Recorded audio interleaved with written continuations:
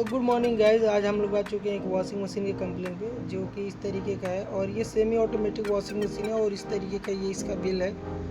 और इसमें प्रॉब्लम ये है, कस्टमर का शिकायत ये है कि वॉश नहीं चल पा रहा है। तो आइए हम इसके वॉश को चेक करते हैं। तो वॉश चेक करने के लिए वॉश क्यों नहीं चल रहा है, तो पहले पीछे से खोल रखें इसको। खोलने के बाद से डायरेक्टली मैंने इसका मोटर चेक किया है कि मोटर इसका जला तो नहीं है। तो मोटर चेक करने का प्रक्रिया है कि मोटर का तार काट के मोटर के बाइंडिंग को हम चेक करेंगे कंटिन्यूटी पे। तो 2 तार पे इसकी बाइंडिंग बता रही थी, कंटिन्यूटी बता रहा था, यानी कि 2 तार सही है। बट रेड वाले तार पे बाइंडिंग इसकी कंटिन्यूटी नहीं बता रही थी।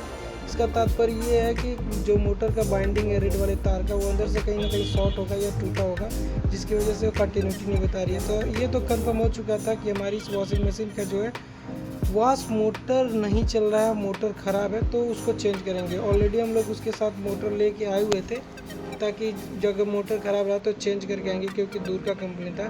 तो मोटर चेंज करने के लिए बेस खोलना पड़ेगा, जैसा कि हम खोल पा रहे हैं। और बेस खोलने के बाद से कुछ इस प्रकार से हमारा वॉशिंग मशीन दिख रहा है। और वॉशिंग मशीन का ये जो जला हुआ मोटर, ये पुराना वाला, इसको हम निकालेंगे और इसकी जगह पे दूसरा मोटर लगाएंगे। तो निकालने के लिए इसका 3 नट है, जो आप पैर देख पा रहे हैं उसके 3 नट पे, नट बोल्ट पे वो टाइट है, तो उसको हम खोलेंगे। और नट काफ़ी जंग लग चुका था, ख़राब हो चुका था, जिसकी वजह से प्रॉपर तो खुल नहीं रहा था।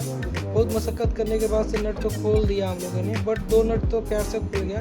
तीसरा नट खोलते खोलते वो बीच से ही टूट गया।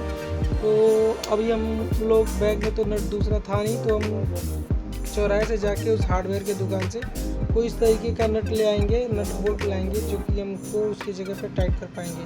तो ये रहा टूटा हुआ नट, और इसकी जगह पे हम जा रहे हैं मार्केट से लेके आएंगे। मार्केट से कुछ इस प्रकार से हम लोग नट बोल्ट तो ला दिए थे वॉशर के साथ, और उसके साथ इसको नए वाले मोटर को हम लोग कम्प्लीटली टाइट भी कर दिए, जैसा कि आप लोग देख पा रहे हैं। और मोटर टाइट करने के बाद से कुछ इस तरीके से हमारा वॉशिंग मशीन दिख रहा है। अभी इसमें काम है कि वॉशिंग मशीन को दोबारा से असम्बल करना है और मोटर की वायरिंग भी करनी है।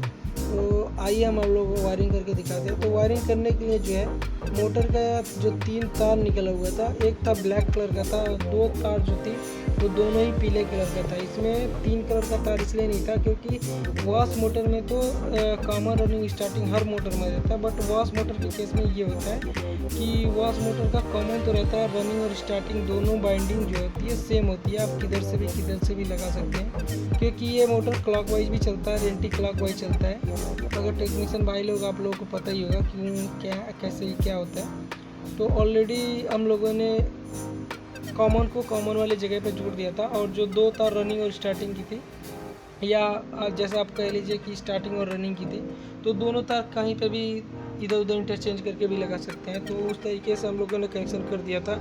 और फाइनली हम लोग कंप्लीट करने के बाद से हमारा स्पिन तो चल रहा था, जैसा कि आप लोग, और स्पिन चला के दिखाने के बाद से जो है हम लोगों ने वॉश भी कम्प्लीटली चला के दिखाई और कस्टमर को। और कस्टमर काफ़ी हैप्पी थे, क्योंकि 1 टाइम में ही उन्होंने कंप्लेंट किया था। 1 टाइम में ही, एक बारी की विजिट में ही उनका वॉश मोटर भी चेंज करके हम लोगों ने दे दिया। तो 1 टाइम में प्रॉब्लम सॉर्ट आउट करके चले आए। तो कस्टमर काफ़ी हैप्पी थे, और जिसकी वजह से हमें उन्होंने NPS भी दे दिया। और कुछ इस प्रकार से हमारा जो वॉश मोटर भी चल रहा था, जैसा कि आप लोग देख पा रहे होंगे। तो कस्टमर भी खुश, हम भी खुश, सारे लोग खुश। और चलिए मिलते हैं किसी नेक्स्ट वीडियो में, किसी नेक्स्ट कंप्लेंट पे, या ऐसे इंस्टॉलेशन या किसी अदर कंप्लेंट पे। तब तक के लिए बाय बाय, जय हिंद।